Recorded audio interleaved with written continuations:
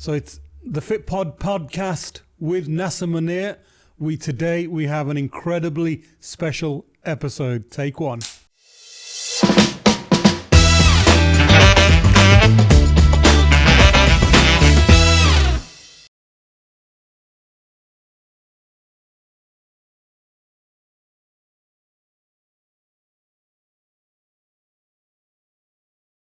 Welcome, folks, to a very special and an extraordinary episode of Fitpod, where we usually talk about health, fitness and nutrition. But today, I want to talk about the conflict between Israel and Palestine. And in studio today, I want to introduce you to a very special guest of mine, Shukeel Chohan. Shukeel, how are you, sir?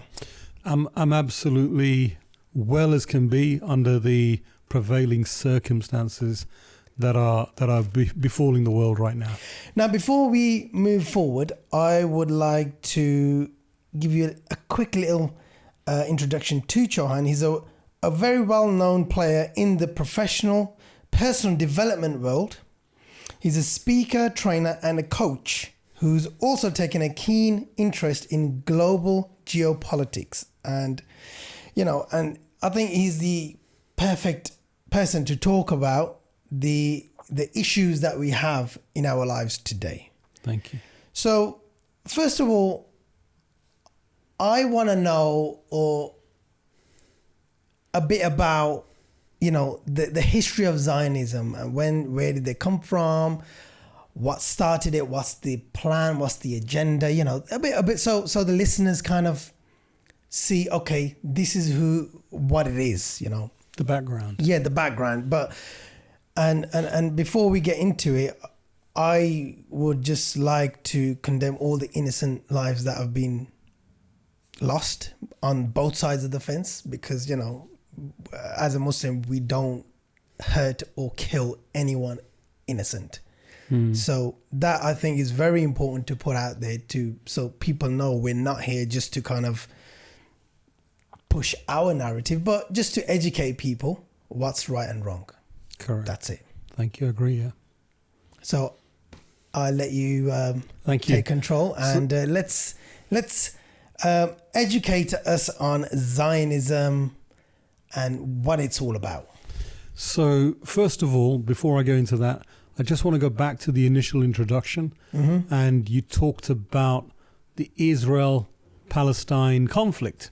Yeah. So, and I just want to correct you on this. It's not your fault, but Mm-hmm. this is the media conditioning. They're telling us it's the Israel-Palestine conflict or the Israel-Hamas conflict, Mm-hmm. but it's an occupation. A conflict is what's happening in Ukraine. Yeah. That's a conflict because you've got two Armies. Yeah. Fighting each other. Mm-hmm. The Palestinians have no navy, they have no air force, they have no army.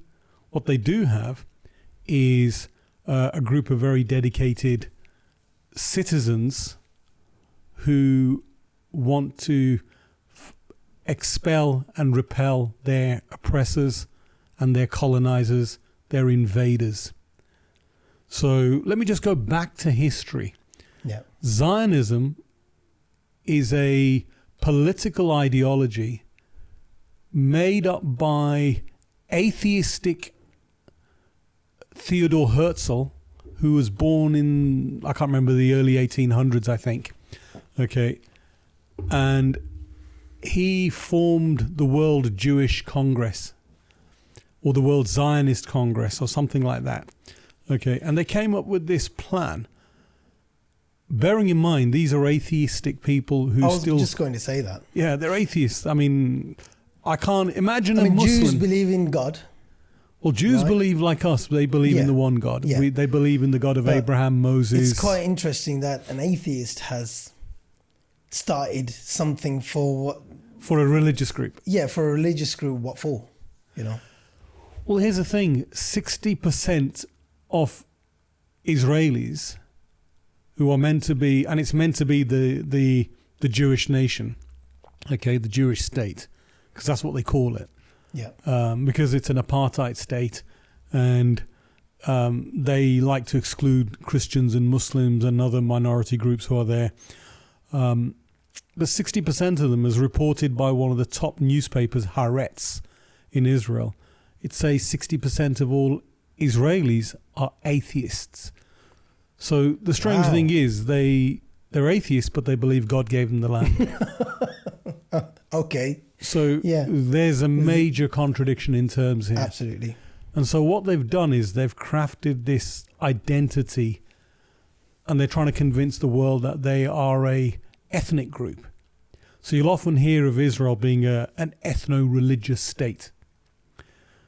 But my question to that is, to these people who claim that Judaism is being a Jew is an ethnic issue, is that there are white European Jews, there are black African Jews, Ethiopians, there are Indian, Ethiopian, Persian, Iranian Jews, Chinese Jews. There are Jews from every corner of the world. You name the country, there are Jews in those countries of those ethnicities. Are these people all the same ethnic group? Are black Africans and white Europeans the same ethnicity? They're clearly not. Mm-hmm. They're totally separate ethnic groups, totally separate countries and continents.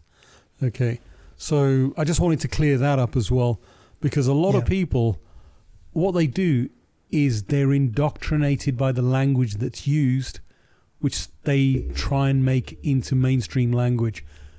And we need to take that language back and disarm these people, because they have very, very powerful lobby groups. The Israel Firster lobby in the USA, across Europe, in the UK, incredibly powerful, as exposed in the Al Jazeera documentary, The Lobby. Okay. And I think it was might have been 2018 or 2017. There was an Al Jazeera documentary, and the Israel Firster lobby, they hit the roof. Really? And they went berserk, because they then made a document that was based on the UK, and it really exposed how the Israel lobby has infiltrated government and the civil service, etc., and major institutions of the UK, to the point where they had the power to remove people in office. Wow. People elected in office. And they had the power to look what happened to Jeremy Corbyn. Mm-hmm. Okay, he was a peace campaigner all his life, and all of a sudden he's an anti-Semite. Wow. Yeah. Okay. I remember. So they have incredibly powerful lobbying power. They then went on to produce the second episode, which was for the American lobby, which is even more powerful. Mm-hmm. The Israel Firster lobby. You've got AIPAC. You've got major organizations which are Israel Firster organizations, and so they wield tremendous power. And those who've come in contact with them have felt the sort of the bite of their harassment and power. Wow. As I have as well in the past. They try to cause me a hell of a lot of trouble, even now recently contacting clients of mine to tell them to stop working with me. Really shocked. I was shocked. I had emails forwarded to me by one of my Russian clients, and she'd had an email telling her that this man is an anti-Semite, he's a trained soldier and he's dangerous. We've reported him to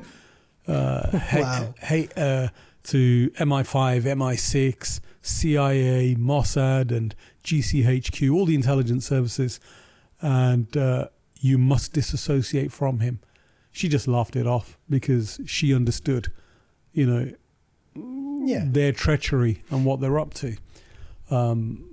But some people are taken in by this. They're intimidated because it was a very intimidating email, And so going back to the Zionists, what they did was they created a colonial project that was European based. because the original Middle Eastern Semitic Jews had no designs on occupying Arab nations or land in the Middle East, because they already live there. They live amongst the Muslim and Christian Arabs quite happily, and they have done for centuries. You know, in fact, when the Muslims left Spain after 800 years, the Jews said, "We're coming with you," because they knew the Christians, safety and security with because their security was amongst the Muslims. Wow. Because they knew the Christians persecuted the Jews. Okay, I mean, if we look at who's been persecuting Jews in history, and who started World War One, Muslims didn't start that. World War Two, Muslims didn't start that. The persecution of Jews in World War Two in particular, although there's a lot of persecution of Jews in World War One as well. But in World War Two, Hitler persecuted Jews in huge numbers. And all over Europe, they were harassed, hounded, killed, locked up, forced into labor camps, etc. And it was all done by Europeans. And recently, you had that Satan Yahu, the current leader of occupied Palestine, because I can't bring myself to state this word Israel, because Israel was invented out of thin air in 1948. Okay, there are people who go on, no, so Israel was around for thousands of years. Israel is the name of a prophet, Jacob. Yeah. Okay, that's another name for the prophet Jacob.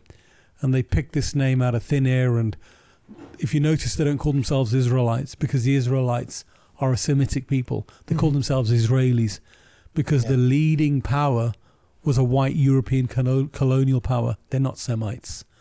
They're the descendants of converts from a vast empire that was called Khazaria, that stretched from Turkey all the way through to Russia. Huge empire, very, very powerful empire. I mean, that's a talk for another day. Okay, and there's plenty of books and, you know, Jewish academics and Israeli geneticists who've openly talked about. In fact, there's a famous one, Professor Erhan El-Haik. He confirmed that 96% of the Ashkenazi, the largest single group who make up about 90% of all the Jews on the planet now, are European, East European origin, Turkic and East European origin. They have no Semitic DNA. Okay, yet they claim, these white Europeans claim to be from the Middle East, where Semitic. people look like me and you. Yeah. Okay, and so, but they gloss over the fact that they've got the second highest skin cancer rates in Israel. Imagine that. Why? Me and you, we don't get, why? Because they're not designed for the heat of the deserts. Yeah. Do we have skin cancer in our communities? No. How long can we sit in the sun for? Days. Hours and days. Yeah. Very true. But we don't get skin cancer. If we do, it's incredibly rare. I've never heard of it. Not from, sun exposure.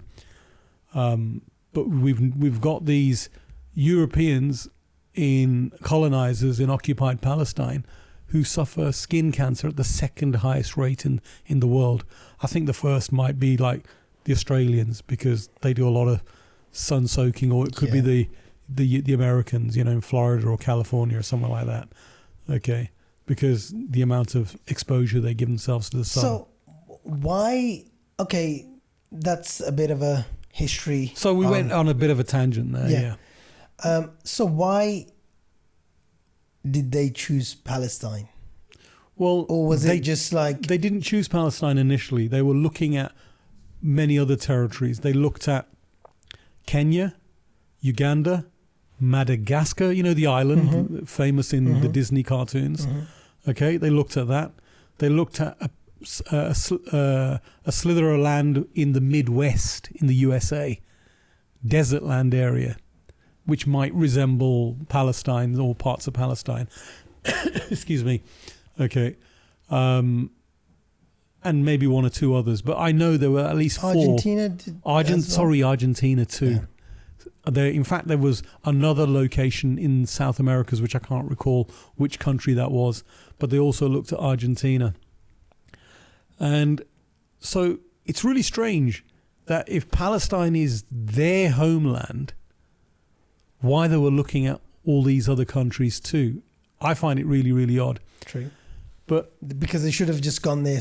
they should have just gone, yeah. You know, this is ours. Yeah. So the whole World War I and World War II were engineered to create a knock-on effect, to create this environment where Jews were persecuted and now were looking for a place to be where they felt safe. Yeah. Or at least that's the narrative that we're told. Okay. I'm not too sure why they couldn't have been safe in Germany, because the Nazis were neutralized by the Allies. They were finished, weren't they? They were finished off. Yeah. Even today there's 30,000 American soldiers still in Germany. That's just the American soldiers. There's thousands of other NATO soldiers, maybe about another 5 or 10,000. So there's at least maybe 30 or 40,000 heavily armed NATO troops in Germany. And so Germany, again, it's still under military occupation of NATO. And so it's under total control. And the Germans are now very pacifist type people. Even their military, it's not particular. They're technically very advanced, but their military is not that good. And that's been deliberate so that they don't ever rise again. But I don't think they will, because of the shame of what they did and what they got up to in World War II.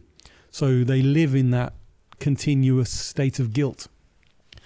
And I think, again, that's also an engineered thing where you can't be proud of being a German person. Wow. Even today, sort of 75 and years later. And if you look at it, everything that comes out of Germany is absolute top-notch quality. BMWs, everything. Mercedes, that's VW, just Audi. But even the quality of everything. Everything's like, over-engineered. Everything is just perfect. Even a screwdriver that comes out of a German. If you buy a German screwdriver, house, bloody hell, it lasts you for years. A German kitchen appliances. Yeah, everybody wants. Everybody wants a German kitchen appliance, but it's incredible. But going back to Zionism was this political ideology that had hijacked Judaism to the disdain and anger of Torah Jews, believing Jews. Because Zionism was essentially an atheistic ideology. All the leading fathers of Zionism were atheists. Wow. And all their, Karl Marx was a son of a rabbi, but he himself was an atheist. The father of communism, where Theodor Herzl took a lot of inspiration from Karl Marx.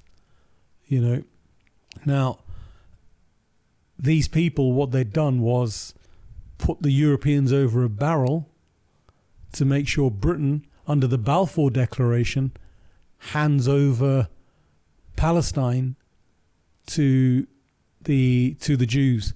Now, the Jews arrived from Europe in ships. Yeah. And we've all seen photographs of the ships decked out in huge hand-painted banners. The Germans took everything from us. Please give us safe haven. Yeah, something like that, yeah. Something banners to that effect. Loads of pictures. And these ships had gone all over Europe and were being declined. The Europeans didn't take them in. Wow. Certainly not in any large... Ships had gone all the way across the Atlantic to the USA and were turned back. All the way across to Brazil and Argentina and were turned back. Even a ship, I think, that had gone to Cuba that was turned away. This is after World War II. The Palestinians took these people in as refugees. These refugees, imagine this, you come as a refugee from Europe to the Middle East, where you're going to get skin cancer. I don't know why you'd want to do that and live there, maybe for a holiday, but why go there permanently? Okay. And then they build a military force, because a lot of these were ex-Allied army soldiers, lots of British soldiers who happened to be Jewish, or they'd fought with the other Allied nations against the Germans. So there were a lot of them had military experience. Before we get into that side, because I am going to come to that. Yeah. A little bit history on Hamas. Yeah. Who is Hamas? When did it start? Who was it financed by? All of that stuff. So is it a terrorist organization as we are told, or is it a resistance organization? Or is it just a political movement? I don't know. There's a lot of information that flies about on social media. Some is true, some is not true. That's just social media. So, well, according to the majority of the world, and here's a problem. We live in the West. We live here in Britain, and the media speaks as though whatever comes out of the West is the global opinion. mm-hmm. Hamas is a terrorist group according to the EU, Britain, America, the Five Eyes nations, New Zealand, Australia, Canada. So the Five Eyes. Okay. Israel, without a doubt, Yep. they treat them as a terrorist organization. But here's the thing. The majority of nations of the world have no such classification for them, because they see them as an occupied people and a resistance group. Now imagine if the French resistance, you've heard of the French resistance during World War II, Yeah. because Germany had occupied totally and annihilated the French military and totally defeated them, totally occupied them. And there was something called the French resistance. Yes. And they would... Was it in Algeria or... No. This is within France. Oh, within France. Okay. Yeah. And Britain, we supported the French resistance with our spies, and we'd send aid and military assistance, etc., and communications and intelligence to the French resistance. Now, the French resistance was made up of civilians and maybe soldiers who'd managed to escape. And they carried out guerrilla, non-conventional military and guerrilla operations against the Germans and killed a lot of Germans, civilians as well as German soldiers. Mm-hmm. Okay. German officials, because they brought their political officials over as well. Yeah. Okay. And their families would often travel with them. And the French resistance, under the understanding of international law, were authorized to repel by all means necessary your occupiers, including armed resistance. So if you're an occupier, you're not from the land, you're not indigenous, it's not a civil war, but you're an occupier because you've come in from somewhere else and you've now settled, and you keep bringing in settlers. You keep bringing in and creating illegal settlements. Under the UN, there are illegal settlements. Okay. You've got this land in the Middle East occupied by people who've got this automatic, what they call the right of return, or the law of return, just because you happen to profess the Jewish faith. Whether you believe it in God or not is another matter, but you just happen to claim to be Jewish, and you can prove that your mother's side of the family was Jewish. Me and you could convert to Judaism. I think it takes a couple of years. They're not like Muslims.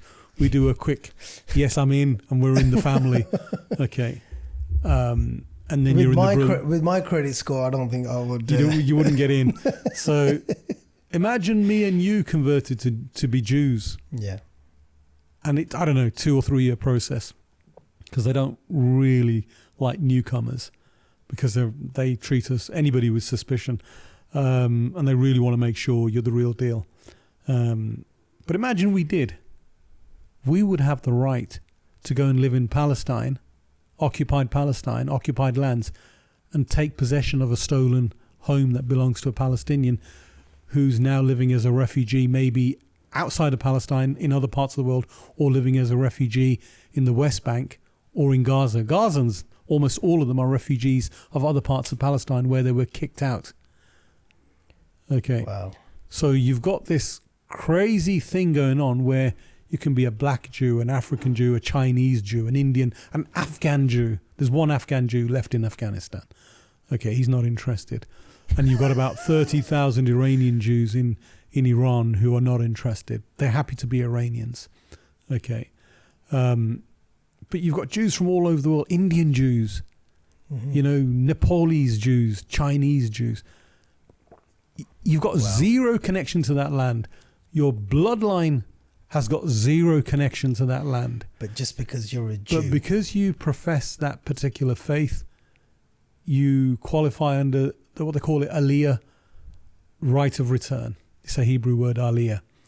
Okay, coming home or wherever that, I think it means something to that effect. This is absurd. Because a Palestinian who was expelled in the Nakba, the catastrophe, that's what the Arabic word means, catastrophe. 750,000 Palestinians were expelled in 1947, 48. Yeah. Okay, sorry, 48. When 560 villages were burnt down, tens of thousands of Palestinians were massacred. Okay, I am going to come to that. Yeah. We've just gone off topic. We were wanting to know about Hamas. Oh, sorry. Yes, my apologies. You always jump questions, don't you? So let me tell you about Hamas. Hamas was a political organization that was inconsequential. 87, did it start? Around about 87, yeah.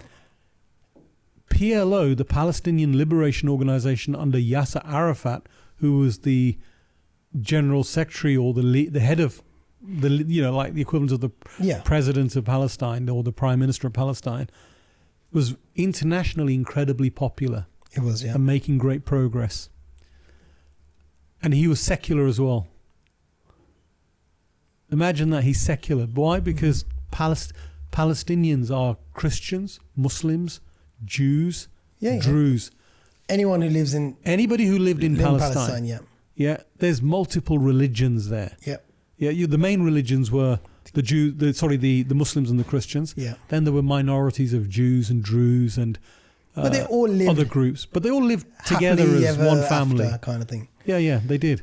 And the people, the elderly people, and the history books attest to it, that they lived in total peace and harmony.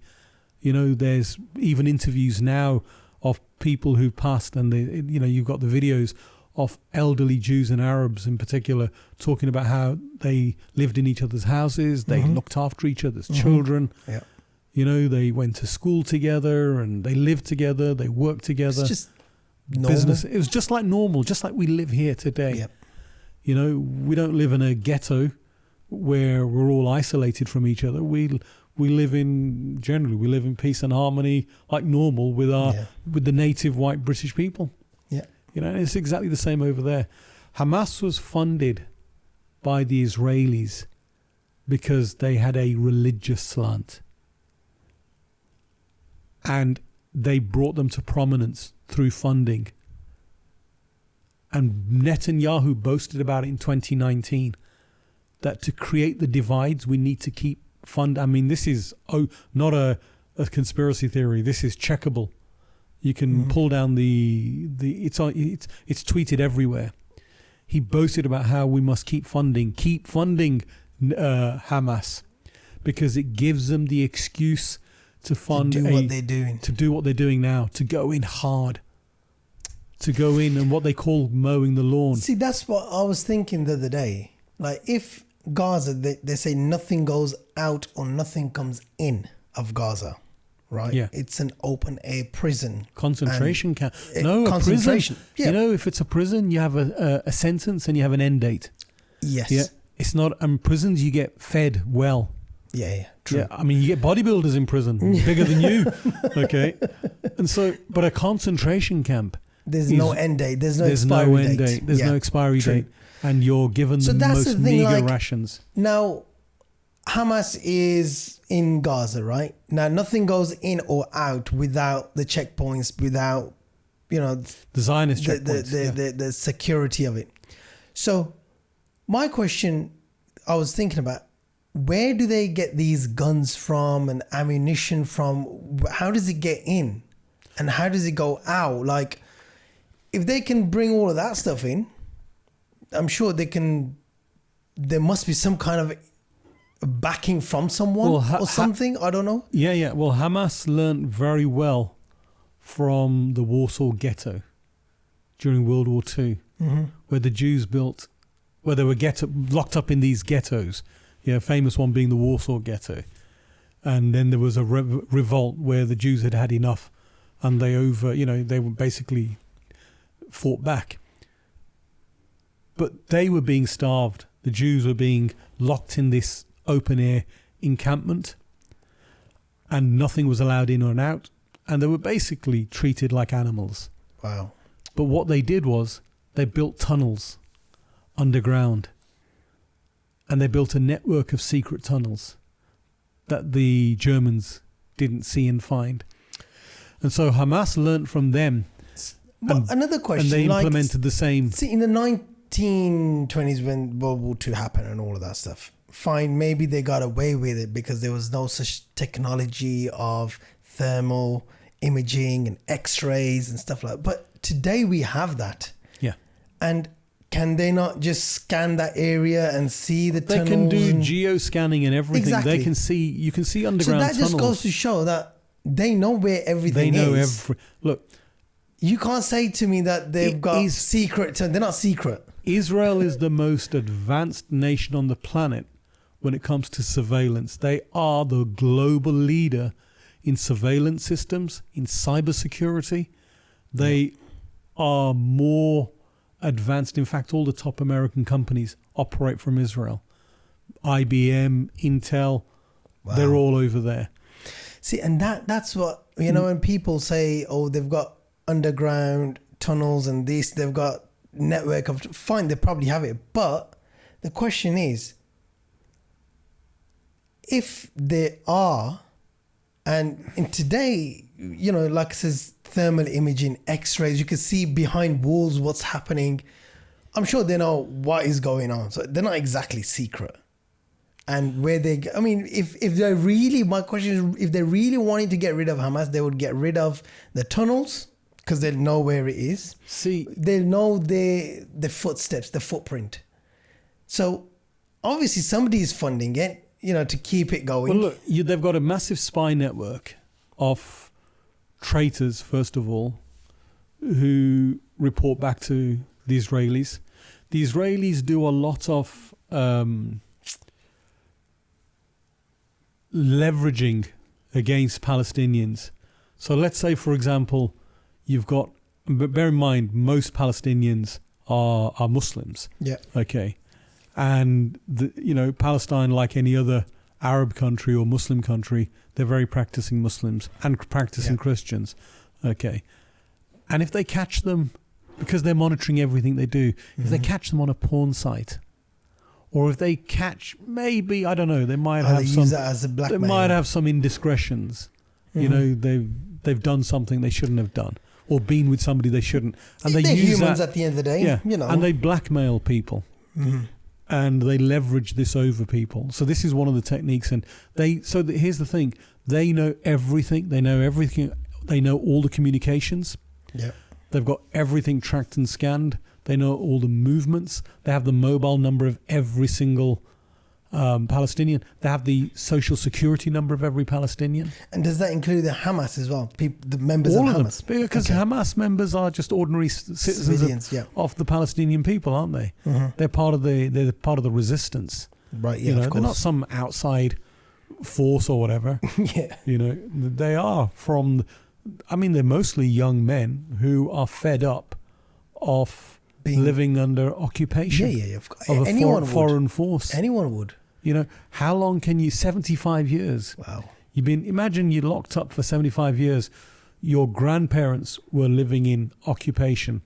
You are living in occupation. Your children will live in occupation. It's horrible. And it's a brutal occupation. Horrible. And every few years, the Israelis, they call it mowing the lawn.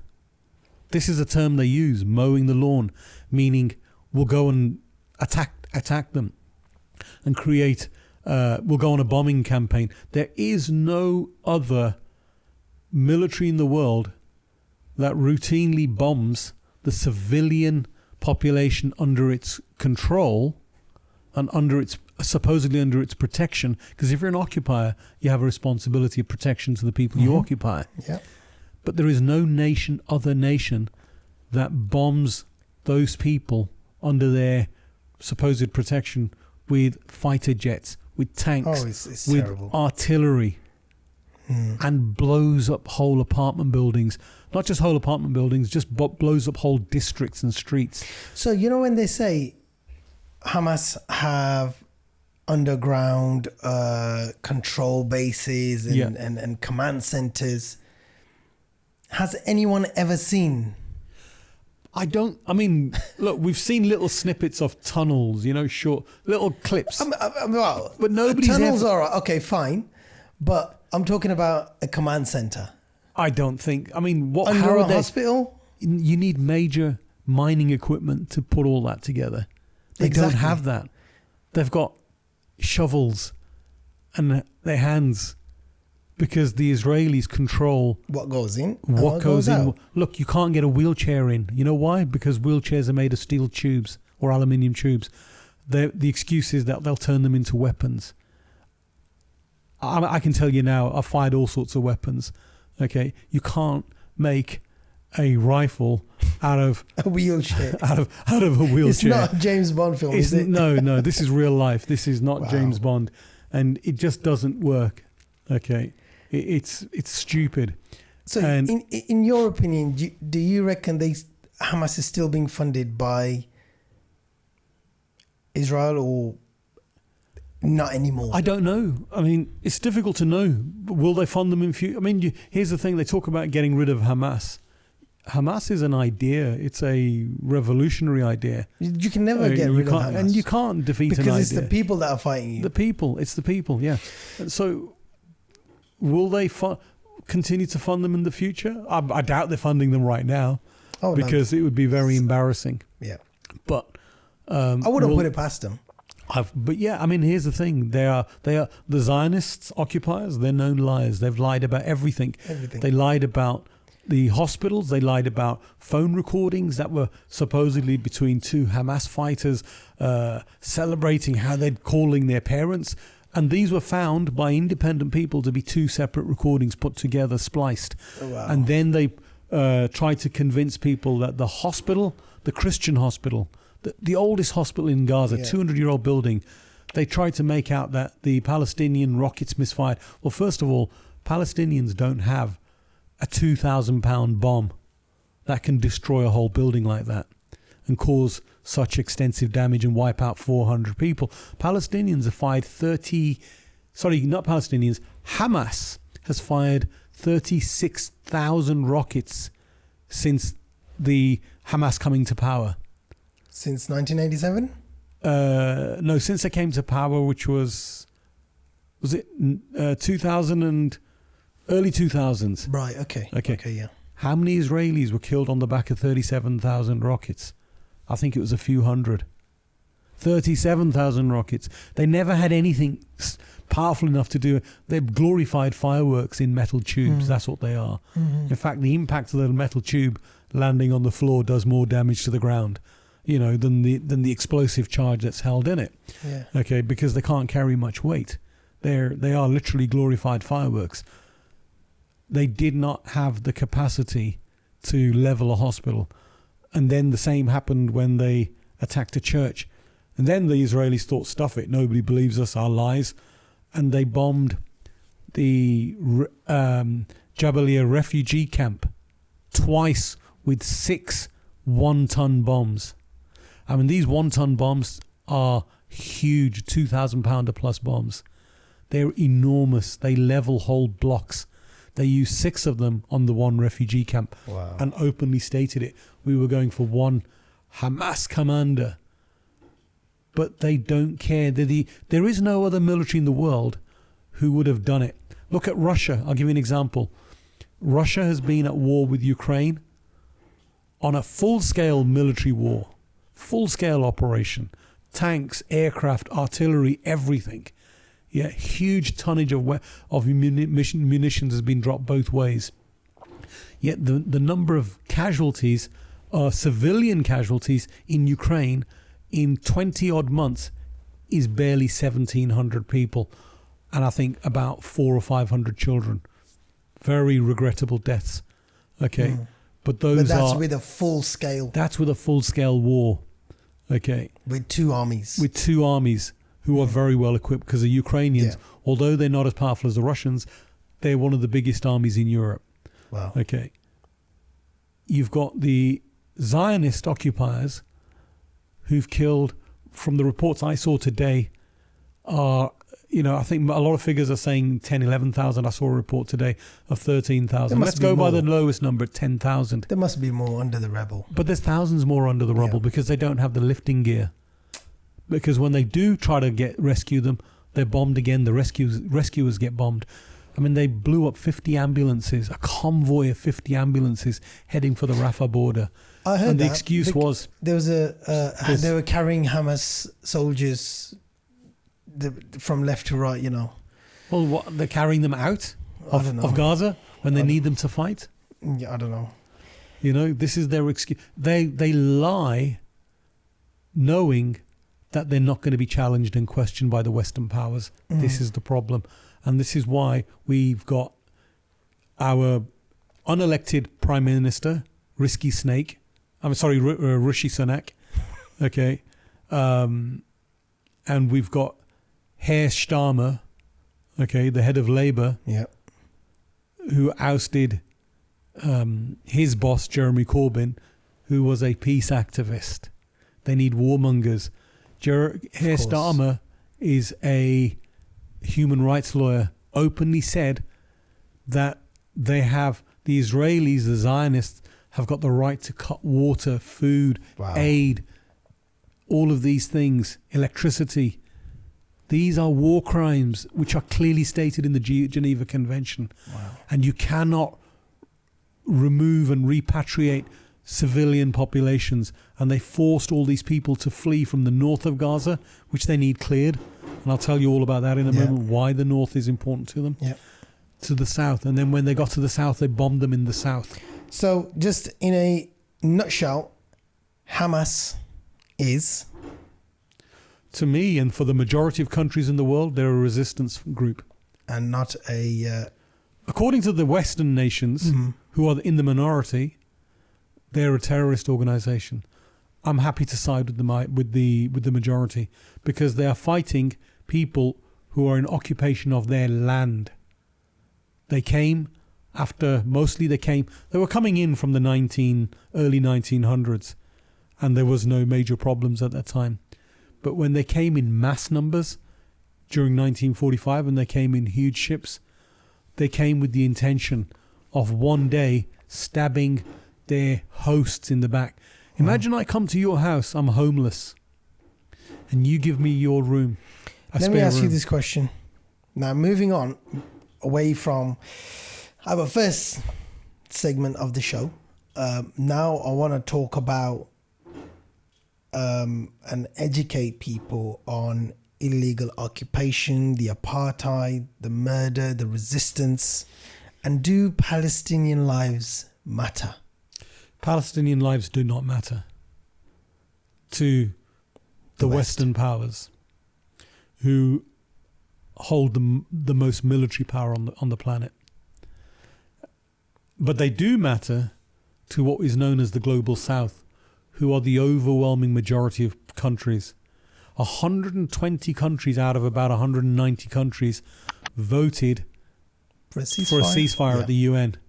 40 cowardly nations abstained, and I think 14, including the five I mentioned, the five European Anglo-Saxon nations, and a handful of European countries, and a handful of small islands that are beholden to the US. Okay, like Vanuatu, I don't know, they've got a population of 25 or something like, I don't know. Okay, insignificant little islands like that. They voted with the Americans, so 14 nations, and they scuppered Americans scuppered it with their veto power. Okay. So the majority of the world is with Palestine. The majority cannot be wrong in this instance, where there is a clear genocide by the 14th most powerful military in the world. They're the most powerful military in the Middle East, apparently, because they've got nuclear weapons. If it wasn't for their nuclear weapons, they wouldn't even rank. Okay, because there are plenty of other countries in the Middle East who are vastly more powerful with much bigger militaries. And that's another tragedy, which is the military power that is silent, that could help and do something as well. Okay. But talking about, getting back to the question about the apartheid state you talked about. Yeah. Is there apartheid? Nelson Mandela said there is no freedom for us until apartheid is ended. I can't say his exact words, but he said something to that effect. And South Africans who visited occupied Palestine have said the apartheid they suffer, the Palestinians suffer, is far worse than anything the South Africans had ever suffered. Wow. Because the Boers, the white people in South Africa, the Dutch, who they were essentially mostly Dutch, they never bombed them with F-16 jets. True. They never demolished their homes. They brutalized them. You know, they killed them and they jailed them and they attacked them with dogs and they'd beat them up in the streets, and you'd have black streets and white streets and, you know, or the black side of town or whatever, and the black people lived in shanty towns. Okay. But they never bombed them wholesale and murdered thousands at a time and then bombed the rescuers on top of that. They never suffered it to that extent. And then there are people who say, oh, no, there's no apartheid. In the West Bank, they have roads for Arabs and roads for Jews. Roads for Israelis. Yeah. You know, you can't, if you want planning permission to build a house, if you're an Arab, it's virtually impossible. And that's why they're building on top of each other. And then when they do build, they demolish their properties. It's incredibly rare that an Israeli will have their property. You know, somebody who's a Jewish Israeli, whether he's an atheist or not is another matter, but a Jewish so-called Israeli citizen, virtually impossible. You can be a Jewish settler who murders and shoots, like we've just had since the 7th of October, over 100 in the West Bank where there's no Hamas. It's the Palestinian Authority there, Fatah.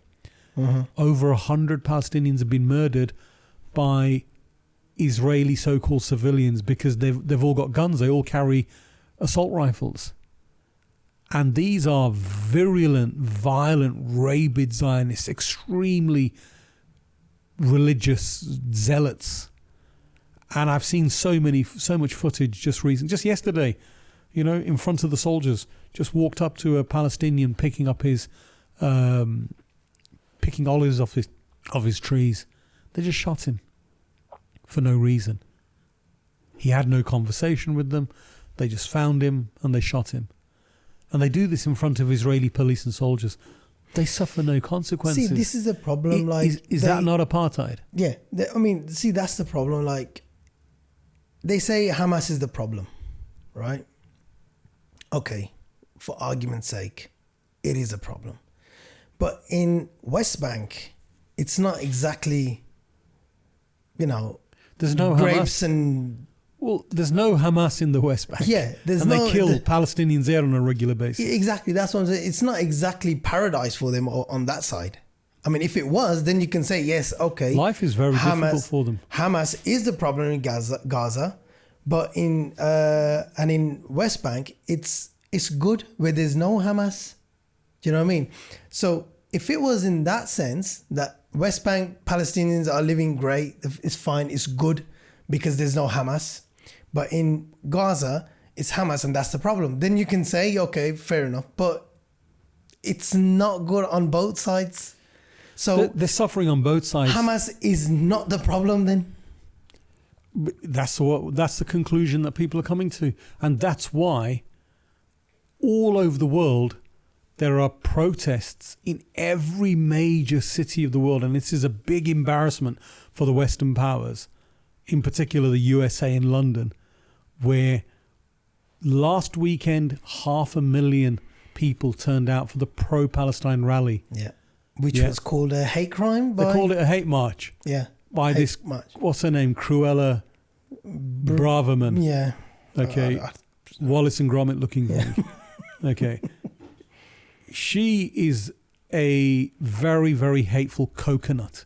You know, we brown and black people, we call coconuts, you know, dark on the outside, white on the inside. Yeah. Okay. Because she's desperate to please her former colonial masters. Plus her husband's a Zionist. He's a rabid Zionist. Yeah. Okay. So, I mean, she doesn't need to go outside the house. Yeah. So she's got an agenda. Yeah. Same with Keir Starmer. You know, he's got very strong Zionist connections. Mm-hmm. They've all been funded by Zionist organizations. It's all publicly available information. You can get it for, you know, FOIA, Freedom of Information access requests. And they're funded by Zionist organizations, pro-Israel organizations, Israel advocacy organizations. They get free trips to occupied Palestine, Israel. You know, it's occupied, all of it's occupied Palestine. They get free trips worth thousands and thousands of pounds. And so when you're given all this money for your campaign funds and all these free holidays, you feel a bit of an obligation. Of and course. that's why people like Herr Starmer can turn around and say the Israelis are not committing war crimes by switching off the water. Switching off the water is a blatant war crime. Of course. In any war, any circumstances, any situation. Military situation. You know, because, you know, the majority are civilians. The majority of people are civilians. They're non-combatants. You know, if Israel was sincere, they'd send in their special forces. Mm-hmm. They have some. Yeah. And they would make targeted military operations. Yeah. They don't do that. They're more than capable of sending in snatch squads to take the people they need. But they don't do that. They just carpet bomb and turn a blind eye, knowing that there's no consequences. This is the problem. There's no sanctions. Imagine if Putin in Ukraine had done what the Israelis are doing to the Palestinians. Yeah, they already sanctioned Russia, but there would be massive outcries for full sanctions. You know, and they'd be looking at maybe sending, a massive a NATO task force to fight against Russia, just like the USA and sadly our country, the UK, have sent naval task forces to fight what?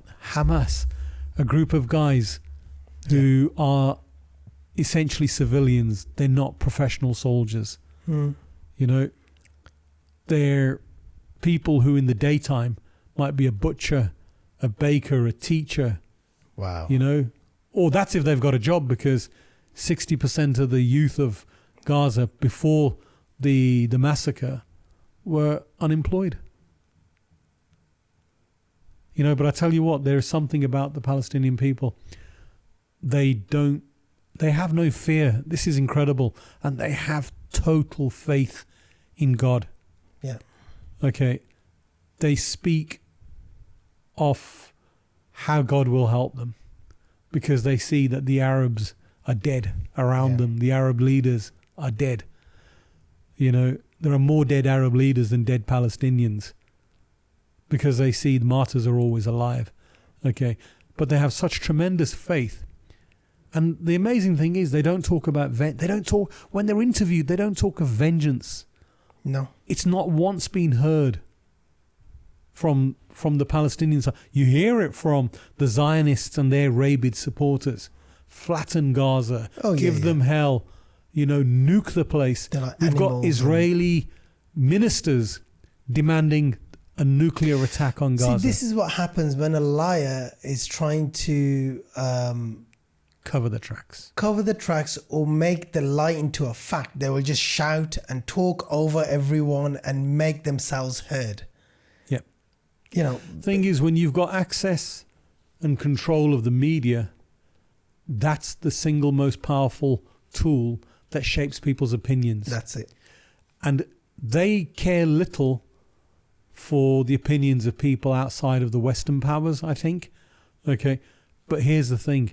It's backfiring on them big time, because people, the average British citizen is not blind. They're not stupid. They've got eyes and ears to see and hear. And they're now seeing children in their thousands being pulled out of the rubble, torn to bits. And so the majority of the people at the rallies, when there's 500,000 people last weekend. And they're not just Muslims. They're not. Thousands of Jews are there. Yeah. Thousands of British, ordinary white British people, the Christians or whatever. White people People blacks, of no religion, black people. Yeah. Next weekend, on the 11th, on Saturday, there'll be 1 million people there. And I'd like to think there's coaches going from every major town and city. Anybody who can be there realistically should be there. I'll try and be there myself. The media are creating a very negative stir. Oh yeah, they would. About it coinciding with Armistice Day on the Saturday and Remembrance Sunday. Well, the Remembrance Sunday parade is on Sunday. The Palestine rally is on Saturday. But they're creating this stir that the Palestinians are going to be there screaming jihad. There was a small group, Al-Muhajirun, yeah, and jihad. Even the police said, what can we do? It has multiple meanings. The majority of the meanings of jihad are the self-struggle. Charity is a jihad. Helping your neighbor is a jihad. Smiling at somebody is jihad. That's an act of charity. Mm-hmm. Yeah, jihad also means struggle. Can it mean war of self-defense? Because Islam doesn't allow offensive wars. Yeah. Because in the time of the Prophet, there were no wars of offense. There were only wars of defense. Yeah. Successive caliphs who came afterwards, who corrupted the true message, created wars of defense and went on.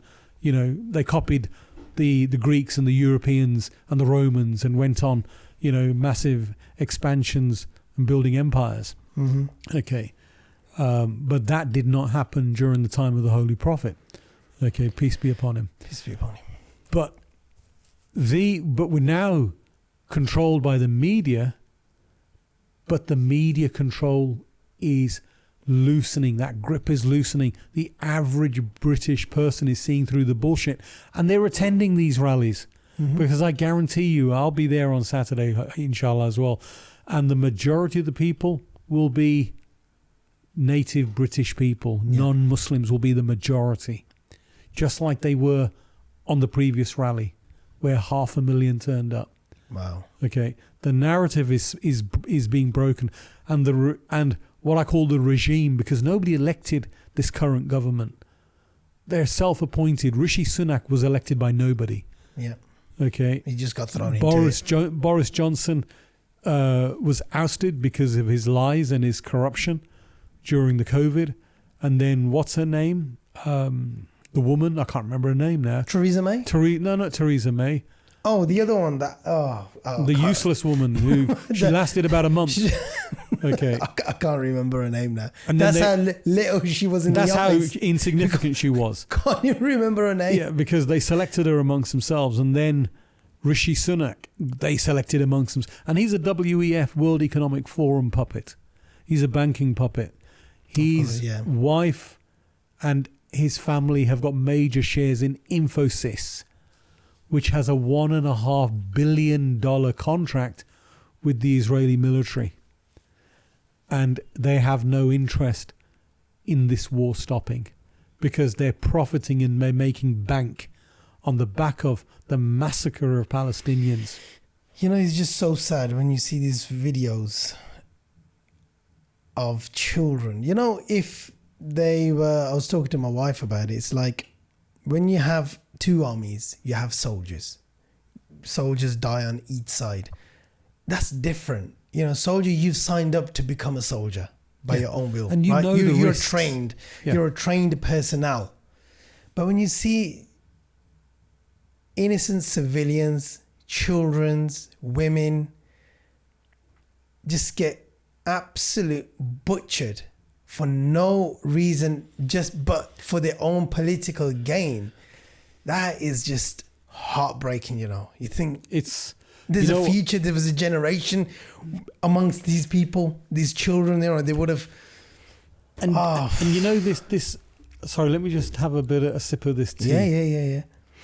Because I wanna move forward to atrocities and breach of international laws by the IDF, and not only now, but ever since. This has been going on for 75 years now? Well, the occupation by these foreign invaders was officially 1948. Yeah. When the day the British left, I think it was the 16th of May 1948, the Zionist terrorist groups, Ergun, Haganah, Lehi Gang, Stern Gang, these were terrorist organizations labeled as terror organizations by the British. The British were the occupying power at the time. They massacred British soldiers. They hung British soldiers by the neck with barbed wire, then booby-trapped their bodies so that when other British soldiers come to take them down, they get blown up too. The British finally left after they lost almost 100 soldiers and officers at their headquarters at the King David Hotel by Menachem Begin, who later became a terrorist, later became an official terrorist, later became a prime minister of Israel, and the British hugged him and welcomed him. Okay, but these terrorist gangs, these Zionist Jewish supremacist terrorist gangs, because that's what they are, Jewish supremacists, they believe that they're some chosen by God and God did a real estate deal. But they don't believe in God, yeah, 60% of them. Okay, but they believe that bit. Yeah. The mind boggles. They committed acts of terror. They murdered ambassadors, diplomats. They tried to blow up the Houses of Parliament. Imagine the Jewish terrorist gangs prior to 1948. They tried to blow up the Houses of Parliament. They sent letter bombs to the Prime Minister at the time, and they committed all sorts of atrocities. But the final straw for the British was the bombing of the King David Hotel, where they dressed up as Arabs. They placed bombs in the basement, and they blew the place up, and they killed and injured. Most of them died, but there was about 100 victims. Wow. British military victims. And by the way, I tried every British military campaign has a war memorial since time began. Okay. I rang the British War Memorial Office, the War Graves Commission, okay, to say, where is the memorial for the Palestine campaign? I want to go and clean the graves and I want to lay flowers. Because people suffered at that time, And so I'm speaking to an old boy. He's a veteran. He's in his 80s. And he said, Mr. Chohan, there's no war memorial for the Palestine campaign. I genuinely thought there was. Because there's a war graves section in the cemetery where I live. And I thought maybe there's a memorial there. Okay. Or there might be Palestine campaign graves there that I can attend to. And he said there's no such thing. The British colluded to make sure out of all the British military campaigns there have ever been, there is no war graves memorial for the soldiers lost in the Palestine campaign. killed by Zionist Jewish supremacist terrorists. Wow. Imagine that. Get your head around this. And he said the Zionist lobby would never allow it. And this just makes you wonder, who the hell is in control of this country? Who runs the show? Because there's memorials for all of the military campaigns. You can go and visit them. They're public facilities. Yeah, just like a cemetery. Yeah.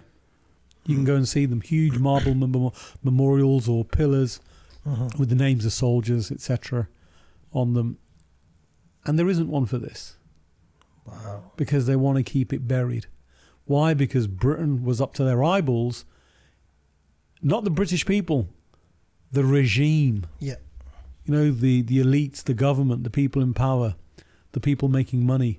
They were up to their eyeballs in helping create this artificial entity called Israel on Palestinian land, where Palestinians have to be expelled and massacred and murdered in their thousands. You know. Talking about breaking international laws of war, like cutting water, food. These are blatant war crimes. I guarantee you, if the Russians had cut the water supply, cut the electricity, blocked off aid, bombed all the airports, basically totally sealed Ukraine, there would be World War III would start. Yep, NATO in Ukraine would be automatically inducted into NATO, and therefore Article 5 would be triggered, and there would be a war immediately launched against the Russians, which would go very quickly, would go nuclear, because the Russians have already said, if we feel threatened, we'll use them. And the Russians are the biggest nuclear power on the planet. Okay.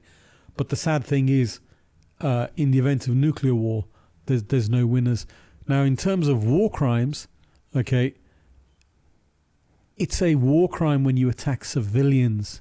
There is no... I can't remember in my history, and I've now seen multiple wars in my 5 decades plus of life on this earth. Okay, I was a child when the Vietnam War was going on. I barely remember it because I used to see it on the news. My dad would watch it on a black and white TV. But I didn't really understand what was going on and what it was all about. And I look at all the atrocities that are committed in all of these different conflict zones. But none have ever been so brutal as what we see today, where people are massacred wholesale. The food is cut off. Even like the NATO war on Iraq, they didn't bomb the dams and the water supplies and poison the water. Yeah, white phosphorus. They're using white. That's another one. White phosphorus. It has a legitimate use apparently because it creates smoke. It creates a lot of smoke. But if that phosphorus rains on your body, it'll burn through to the bones, and there's nothing you can do to put the fire out. It burns at 2 to 3,000 degrees. So it's a bit like being burnt with a welding machine. Imagine if I had I'm not a technical person or an engineer, but imagine if I had a flame welding thing, and it would burn straight through you in seconds, wouldn't it? Well, this is what the white phosphorus does. They've blown this stuff over schools. It airbursts, it explodes in the air, and then it spreads over large areas. And if there's people on the ground, there's nothing you can do. You can't escape it. And there are bodies with burns all over, with where the burn, it's gone through to the other side. So it's like a hole. It's a hole straight through. And there are some people who manage to survive it, and they suffer horrific burns. There are children. This is a war crime. Where children, the doctors are reporting burns on a scale they've never seen before. They don't have anesthetics. They're doing surgery on broken limbs without Just take your time, bro. I know, it's just...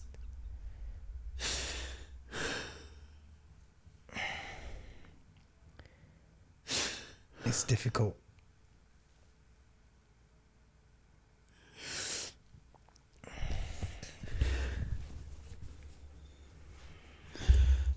Where people are being operated on, conscious,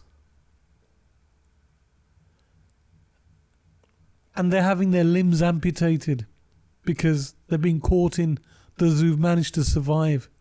The situation now is just catastrophic. We've run out of almost everything that you can imagine is needed for treating over 20,000 wounded.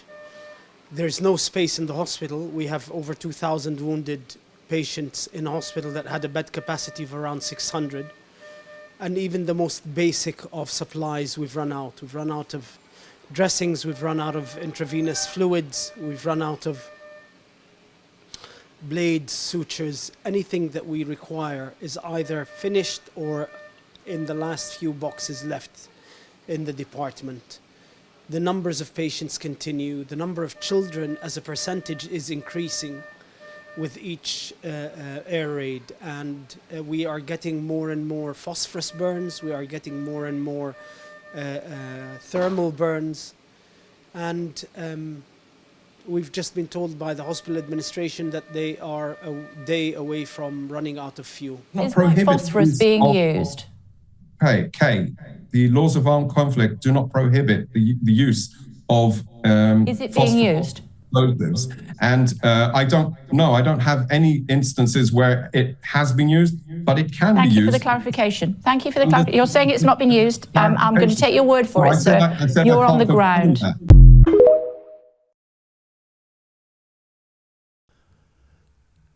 You know, I had stitches on my finger. I had a general anesthetic for it. Imagine that. But imagine losing your whole leg and not having any pain relief. And the medical teams are trying. They're not even got a hospital bed. They're on the floor. And the world is just watching. And people are allowed to suffer like this. You know why?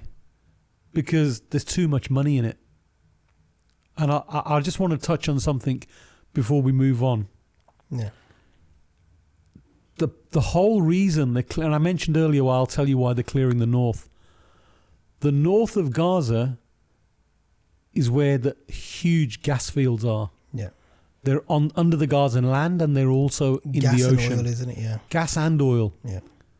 Huge. Was it $450 billion worth of gas? 435 billion, something like that, yeah. 400 plus billion dollars worth of gas and oil. Look at that. With the price of innocent children. They don't care. This is the only reason. They told them to move from the north because the gas terminals will be built in the northern, just on the edge of the northern Gaza border. And then they also are building something called the Ben Gurion Canal. Yeah. People need to look this up. Richard Medhurst on YouTube. Yeah. Yeah. He's... I watched his, yeah, he's amazing. He's half English, half Syrian Arab. Mm-hmm. Okay. And he did an amazing expose on this. Because this was something planned from the 1990s. Is it 90s or 60s? I think he was saying 60s. It might be 60s, but from what I recall, there was a document on it in the 1990s. But it could be the 60s. I wouldn't be surprised. But it's many decades ago. Yeah. And they planned this canal as a competitor to the Suez Canal. Yeah. The Suez Canal, in revenues alone for passing through, I think it takes 18% of all world goods. It generates $9 billion a year for Egypt. The new route is heavily funded by the Americans and players at the World Economic Forum. Okay, will be more profitable. Yeah, it'll cut transit routes even quicker, save money, so it'll be more profitable. But it'll also be for shipping gas to Europe, so they don't have to rely on Russian gas. Yeah. Because at the moment, even though Russia's under sanctions, Europe is buying Russian gas. Not directly from the Russians, they buy it through third parties. but the gas that is coming through most of European homes is Russian gas. And the whole idea is to weaken and destroy the Russian economy, because there is a plan for a third world war. We know this. Yeah. You know, if there wasn't, we wouldn't be seeing all of these manufactured conflicts that are taking place everywhere. Okay. And so this is incredibly profitable. The Ben Gurion Canal, and how they plan on digging this vast trench to make it twice the width of Nuclear bomb it. Nuclear weapons, nuclear charges underground to dislodge all the dirt. To make the what's name the canal. But my understanding is nuclear weapons are incredibly dangerous with the radioactive fallout. But they don't I don't care. understand. Will their own people not suffer? Well, Forget the Arabs, but will their own people not suffer? No one really matters when it comes to the Zionists profitability of it. But I'll tell you now, the Zionists don't care about the Jews of occupied Palestine. No. Because the people who survived the Palestinian resistance attack, every single one, and this is without exception, said the Palestinian Hamas treated us well. התחילה המתקפה, הילדים עוד ישנו, אני נכנסתי לממ"ד להיות איתם ונעלתי את הממ"ד. רותם מקיבוץ כפר עזה, אם חד הורית לירדן בן 6 ויובל בת 4. הסברתי שיש סכנה בחוץ ויש אנשים רעים, ואז אני שומעת את הדלת של הבית שלי נפרצת, ואני שומעת דיבורים בערבית בתוך הבית שלי. אני מנסה להחזיק את דלת הממ"ד, שהם לא הצליחו לפתוח, אבל כמובן ש6 מחבלים שהיו בתוך הבית שלי הצליחו לפתוח את הדלת. הם ירו כדור אחד על הדלת כדי לפתוח, במזל הדלת נפתחה והכדור רק שרט אותי והמשיך ופגע בארון, והם נכנסים ואני אומרת להם, יש לי פה 2 ילדים. הדבר הראשון שאני אומרת להם, בעברית? לא, באנגלית. הם מסתכלים ואז אחד אומר לי באנגלית, אל תדאגי, אני מוסלמי, אנחנו לא נפגע בכם.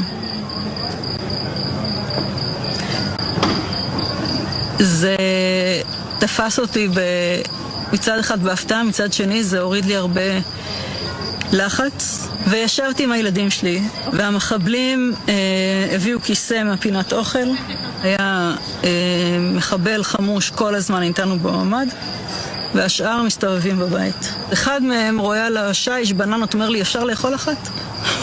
אמרתי לו, כן, אתה יכול לאכול אחת. מה הילדים אומרים?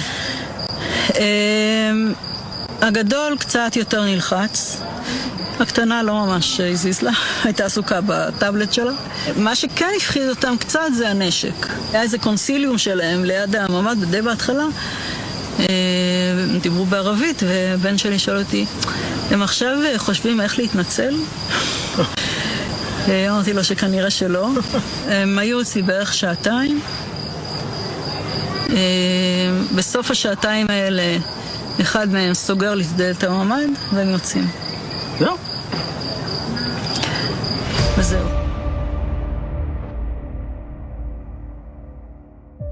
Yeah. The most famous one, her name I think is Yasmin Porat. She said they looked after us. Yeah. And she's not every single one of them has said this. And they openly also, and this is where they really had to, they cut the cameras, where they said the airstrikes and tanks blew up the Israelis as well. They didn't care who they were killing. They knew that there were Palestinian fighters in those homes, but they also had, the Palestinians took prisoners of war, didn't they? There's this thing that you mentioned last time. The Hannibal Directive. Yeah. So they implement something, again, this is a war crime, because the Hannibal Directive means you're killing your own people as well, who are hostages, because you don't want them being used as a bargaining chip. Yeah. Because the last time there was a prisoner exchange, the Israelis took back 1 Israeli soldier for 1,000 Palestinians. There are nearly 12, imagine that, 1 Israeli soldier was exchanged for 1,000. Hamas now had, I don't know, 200 or 250, they claim. But 50 of the Israeli occupiers, hostages or prisoners, have been killed by the Israelis in the mass carpet bombing they're doing. Because the Hannibal Directive is designed to kill their own people. And everyone. And an Israeli brigadier general called an airstrike in on his own position. Wow. And imagine that, knowing that he's going to die and knowing that this is all part of the Hannibal Directive, we're overrun, we're going to be taken prisoner. Mm-hmm. He called in an airstrike so he doesn't get taken prisoner. My next question for you is Israel's response, is it proportionate to, the 1,400 they claim that, the fighters came in and no one's ever seen any footage of it? Yeah. Have you seen any footage of it? I've not seen any evidence to suggest there's 1,400. Yeah. I mean, usually in an area which is heavily under CCTV or surveillance, you would see... And they have thousands of troops everywhere. Yeah. You would see footage of these people coming in and, the massacre that they claim that has happened. And I mean, no one's seen that. There's no evidence as yet. Well, is it proportional? Yeah. They have no concept of proportionality. The enemy of humanity, the Zionist, is the enemy of humanity. Okay. Because the majority of the world oppose them. Therefore, they're the enemy of humanity. Okay. They have no concept of proportionality. They quote biblical text that Satan Yahoo, by the way, Benjamin Netanyahu, a Polish man, born in occupied Palestine, then raised in the USA, is a Polish man. His real name is Miłkowski. Okay. Is it? Yeah. That's his real name. Miłkowski is his real name. Okay. I mean, this is why they were known historically as the name stealers. Okay. They changed their names to try and cover up their European heritage. Okay. And what he did was he came on TV and did his public broadcast, and he quoted a biblical verse about Amalek. Amalek are allegedly the enemies of the Jews, and what the rabbis preach about Amalek is that you must kill every single one of your enemies. And you've got so much video footage that has just now gone out of Israeli rabbis and those rabbis who work with the Israeli military, with their terrorist organizations, the IOF, the Israeli Offense Forces. Mm-hmm. They're openly preaching, kill them all, kill the women, kill the children, kill the men, smash the babies' heads on the rocks. There's one rabbi who openly states that. In fact, I've seen more than one. Okay, and there's video compilations of these. Anybody who wants to see them can go and find them on multiple channels. They do get taken because of the Israel lobby. They're very, very powerful, and they've got a Hasbro team of about 40,000 paid activists whose job is solely to scour the internet for anything that is remotely anti-Zionist, anti-Israel. Okay. And they will try and get it removed. But it's all out there. So you've got what we're up against, what humanity is up against, is a small but very well funded by the Americans, American weapons, American bombs, American jets doing all the killing, okay, F-16s, F-35s, okay, American shells in their artillery, American shells in their tanks, wow, American ammunition in their rifles, and the Americans are shipping more out. And they've just advanced a $14.3 billion package of more military aid. Wow. It's just... And, so what they have no concept of proportionality. How can anybody argue that this Hamas operation that they claim killed 1,400 people, the analysts who are now coming out are saying, from our assessments, the Israelis did most of the killing of their own people. And there are American senior ranking retired officers at colonel level and above who are saying this.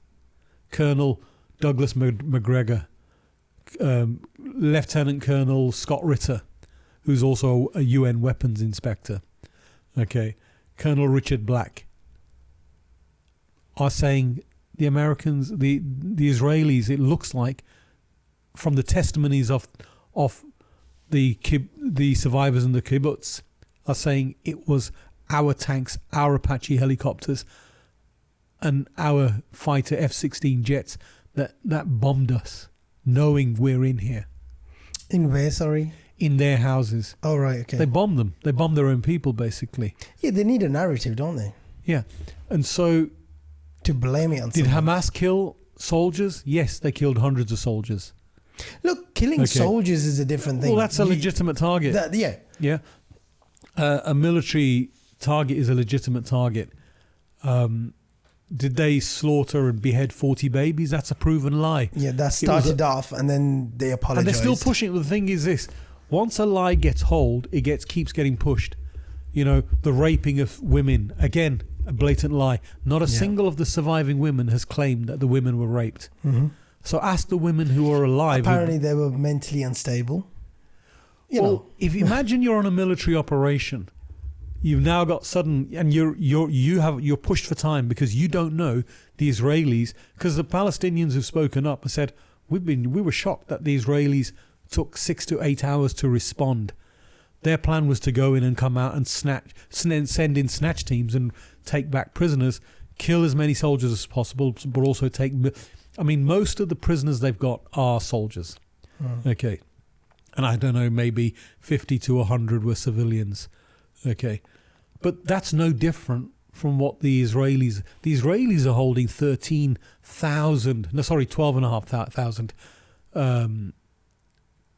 Palestinians in their dungeons, most without charge, including, I think the last figure I know about was about 250 odd children, some as young as 6 and 7, are being held without charge.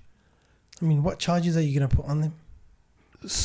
For just being a Palestinian, or maybe they threw a stone, okay, at an armoured vehicle.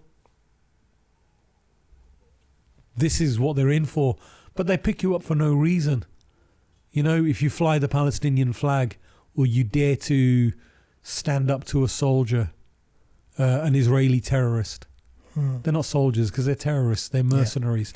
They come from all over the world. Yeah, it's funny how when they're in the service, they'll do everything. But then when they come out of service, they were like... Because I was listening to one of the soldiers' interview, and he was like, the reason why I come out of service is because I realize that something's not right.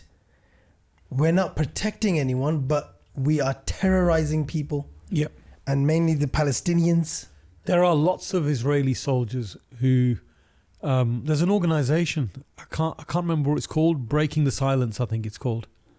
I think they're called Breaking the Silence. They're a group of Israeli soldiers and deserters and people who left the military who now campaign for the Palestinians, and they tell the truth of what they used to do and how they would harass Palestinians, destroy their homes, target them, and put holes in their walls so they can get through. You know, that's what, you know, so they can get through to the other side of a street and steal from them, and even shoot them, you know, and torture them, and then arrest and lock them up without charges.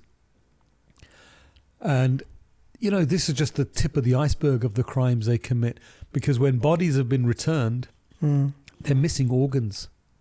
They're missing body tissues because they're harvesting their organs.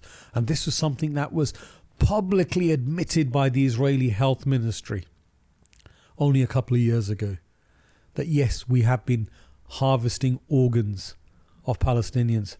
And it just makes you wonder, is this why they would target the youngest, healthiest, most virile people? Because Israel is also one of the global HQs of organ trafficking, people trafficking. Israel is a crime syndicate.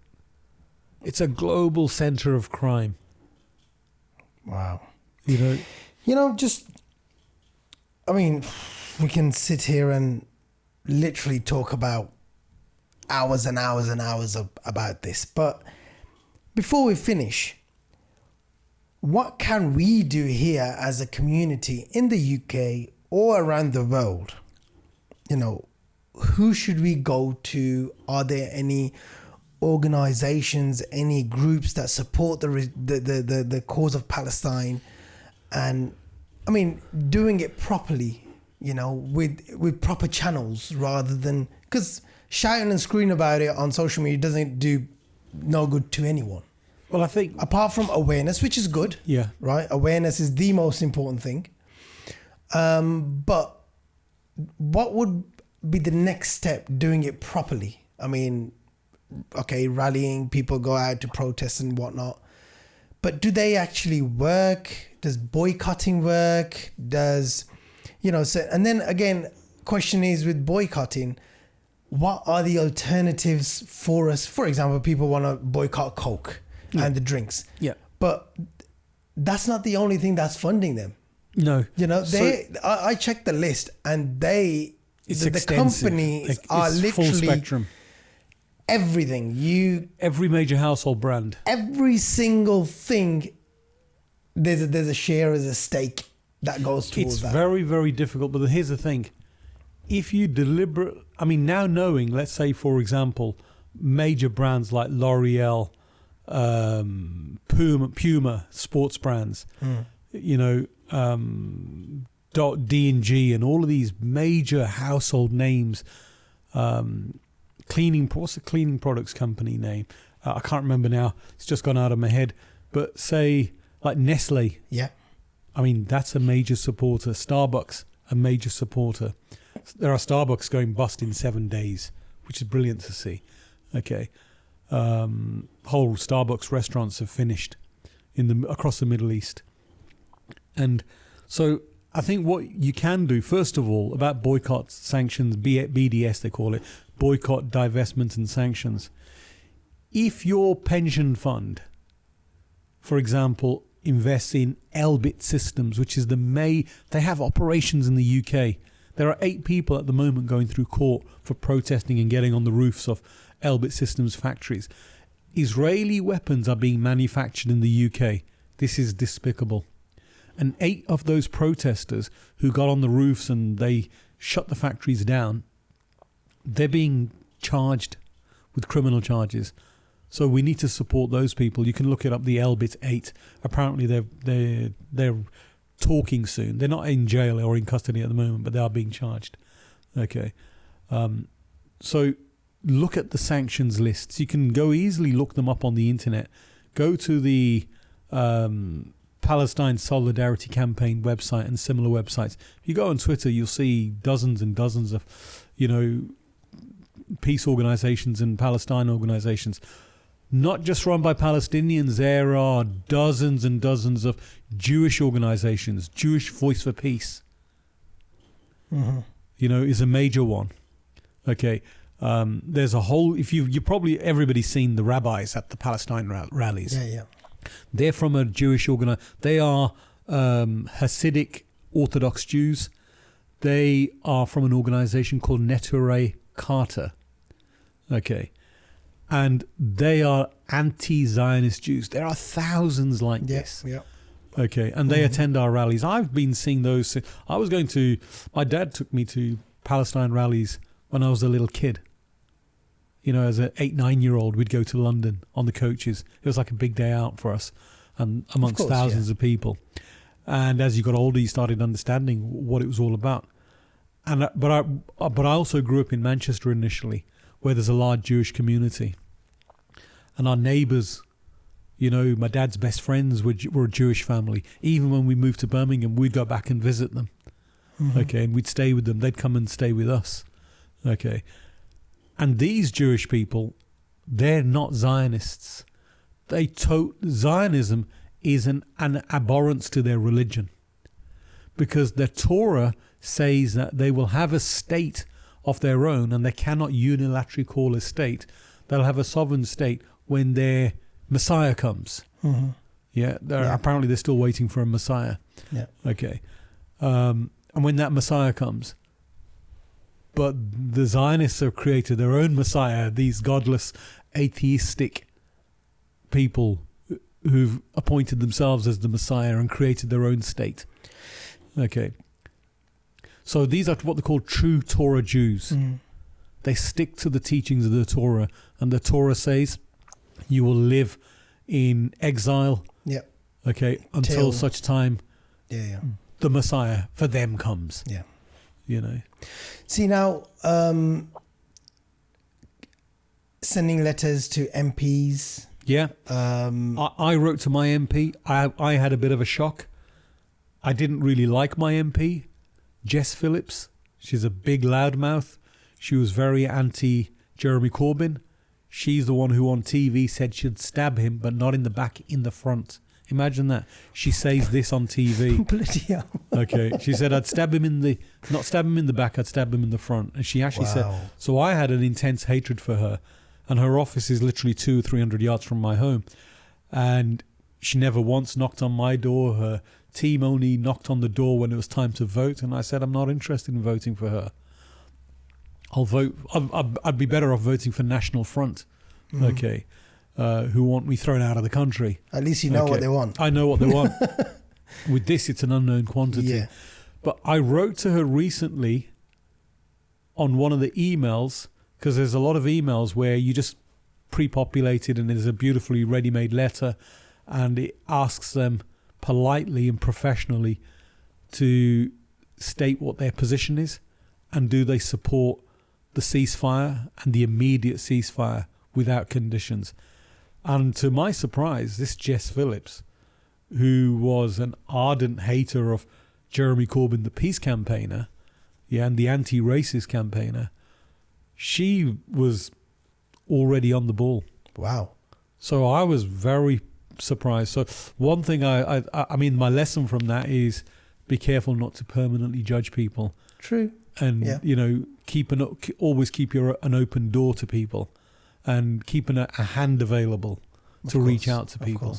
Yeah. And even to your enemies. You know, as a Muslim, my dad always used to say this thing, and it used to puzzle me as a kid. He said, love your enemies. Yeah. And I said, Dad, but they're killing you. He goes, but they're not going to kill you forever. Yeah. Because how many of you can they kill? Yeah. He said, eventually all armies come to, this is my dad's words, and, you know, all armies come to a solution at the end. And there will be, at some stage, I don't know where we'll go with this. Will this trigger World War III? Because it's got the potential to do that. Because you've got Britain and America, and especially the Americans, have assembled the biggest fleet ever since World War II. Okay. They've got 2 aircraft carrier strike groups. So when an aircraft carrier goes out, it goes out with a whole host of other ships that support it and defend it. Okay, and literally thousands and thousands of men. Each of those aircraft carriers carry about 5,000 crew. Okay, and then the British have sent out 2 or 3 ships, all to support the Israelis, not to support or offer any relief to the Palestinians. And even our unelected dictator, Risky Snake, arrived on the back of a military transporter. He climbs down the back, you know, the military transporters, the cargo planes, they open at the back, and he's coming down the back of that. And you think, what for? Why isn't he in a civilian aircraft? Why is he in a military transport plane? Stupid, isn't it? I mean, what else is being carried in that? What else is being supplied? You know, what military... Did he just catch an Uber? A shared Uber? I mean, he could have gone on a British Air... I mean, normally, because we don't have like an Air Force One. Yeah. I think they charter a British Airways flight. You know, they charter the whole plane when they usually travel internationally. But he didn't do that on this occasion. I think... Shukeel, final words on what we can do as a community. Write to your MP. Write to your councillors. There are right now 50 councillors have resigned from Labour. Yeah. Labour are going to get hammered, but in the election next year, hopefully. But the problem is people have short memories. So let's hope that people don't have short memories, because you can't have a short memory when we're witnessing the massacre on the scale we're witnessing right now. No decent, right-thinking person should vote for any of the major parties in the major election, and I call on people to boycott both the Tories and Labour and decimate the political system so that we have a new way of governance coming up. We need a fair system, because George Galloway said it beautifully once. He said, Labour, the two opposing sides, it's an illusion. They're two cheeks of the same arse. These are George Galloway's words. Okay. They both represent the same evils at the end of the day. Okay. Write to your MPs, demand to those, especially demand your MPs to resign from, especially Labour, resign from them. Labour will be even worse. The left has gone more war hungry and bloodthirsty than the right. Yeah. And it's the same in the USA.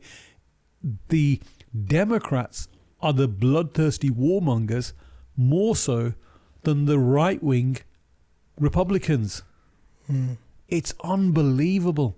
And traditionally you grow up thinking the left is more,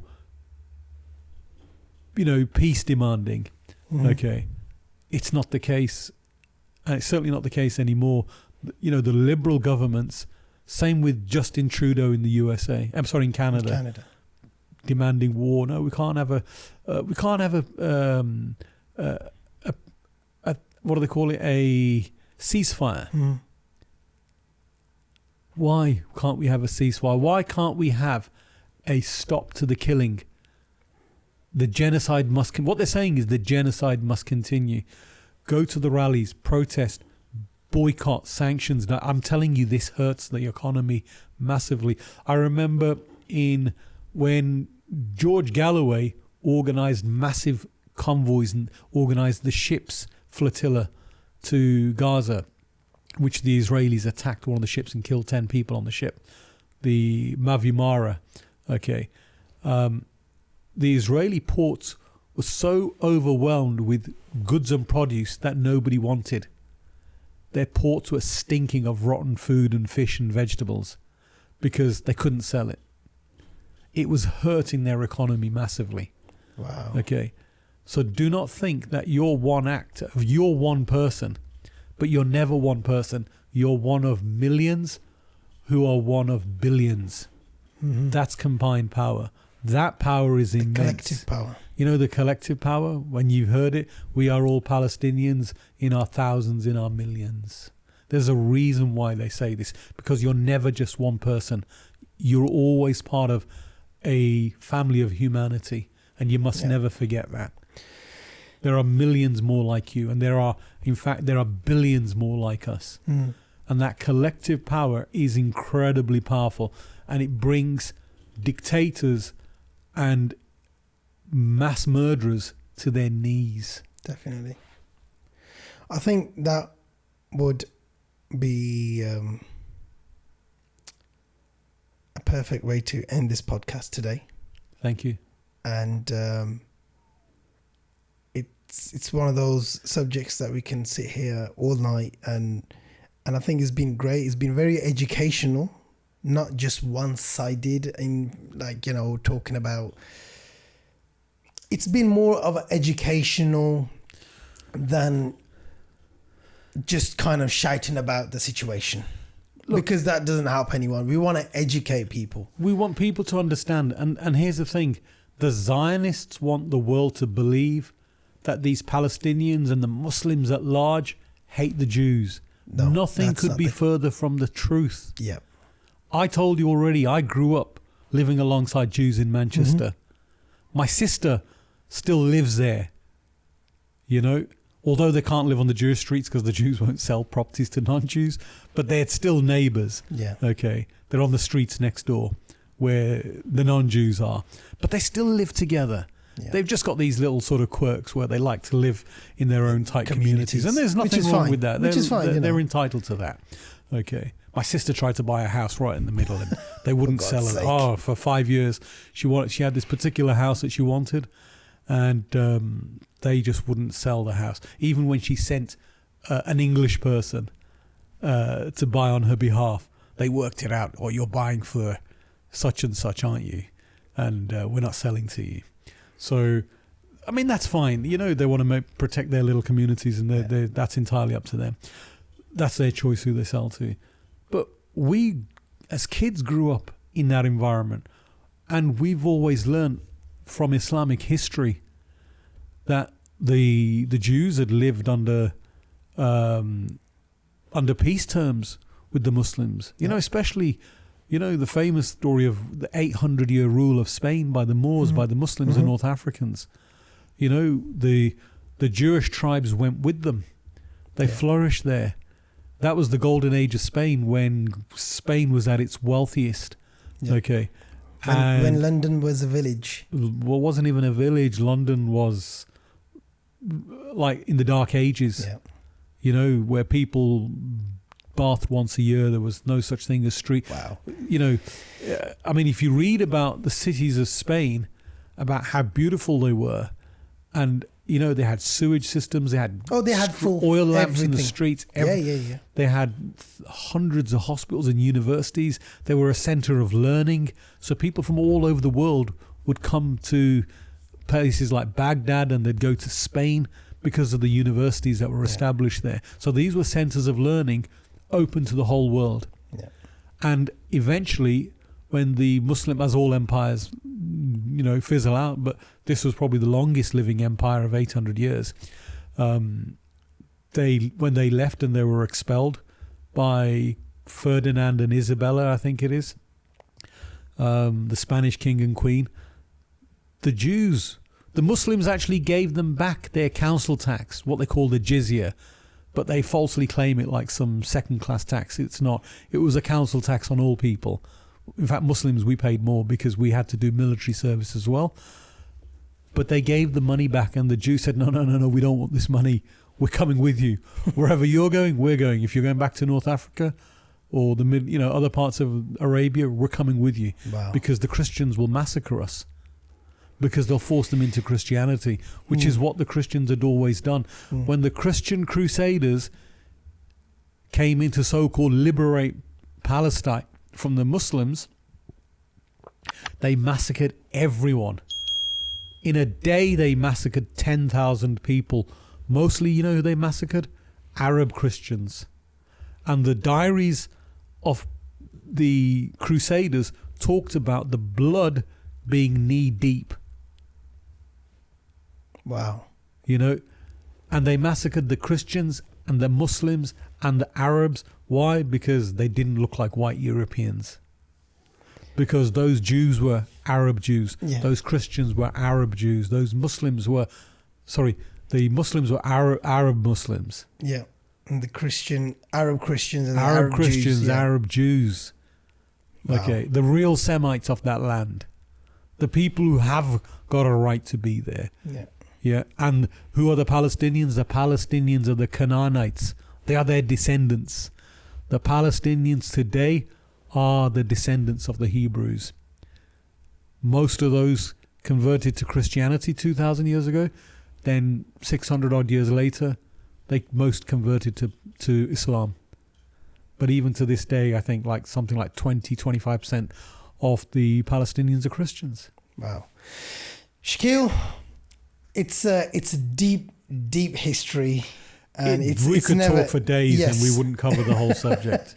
But it's been emotional, it's been great, it's been educational. I hope everyone's listening at home, you've kind of picked up something, and got to make the right moves in the right way, and hopefully, you know, peace for everyone. And you know, prayers is incredibly powerful. Yeah, of course. That's the biggest power weapon we have as a believer, is doing supplication and praying, and you know, so in our own communities here, because there's there's brothers who don't talk to their own brothers, you know, over little things, and we need to really fix those problems before we can kind of shout and scream about bigger problems, you know. We have problems within our household which need to be addressed. And you know, that is starting to happen. And what you're finding is now you've got the Saudis who are Sunni, you've got the Iranians who are Shia. They're kind of and they're communicating. Yeah, of they're course. Communicating. So it could be, and you know, they say we plan, but Allah subhanahu wa ta'ala plans better. So the Lord and the Creator has bigger plans. Of course, and victory is promised. That's we believe that. Yeah. And I would like to say thank you very much for tonight, and maybe we could do another one at some point. I'd love to. And inshallah, you know, thank you very much for your time and your knowledge. I hope things come out better for everyone, and there's peace and blessings everywhere, and that's what we pray for. Thank you. And just as sort of final message to people is to remain peaceful. Yeah. As they have done largely. There are, you know, just on both sides, just like you've got Jewish extremists aggravating the pro-Palestinian protesters, we also have people who may be in small numbers. I know there was maybe, when you've got 500,000 people and you get 9 arrests, I mean, that's a negligible number. Yeah. Okay. But I call on people to remain peaceful, respectful, especially on the weekend, to interfere with the Armistice and Remembrance Day parades. I don't think anybody has any plans to do that anyway. The media, as we know, talking up a big story of negativity on that and stirring up hatred that doesn't exist. Yeah. Because as I've already said, the majority of the people at the protests are not Muslims. You know, they're ordinary British citizens and British English people. So that's the call there really is, you know, for everyone maybe to join hands and pray for better days and for peace and really for an end to the occupation. Yeah. Thank you very much. An end to the Zionist occupation. Thank you very much. And it will happen. Yes, one day, inshallah. Inshallah. God willing. Thank you very much, and God bless you. Thank you too. God bless you all.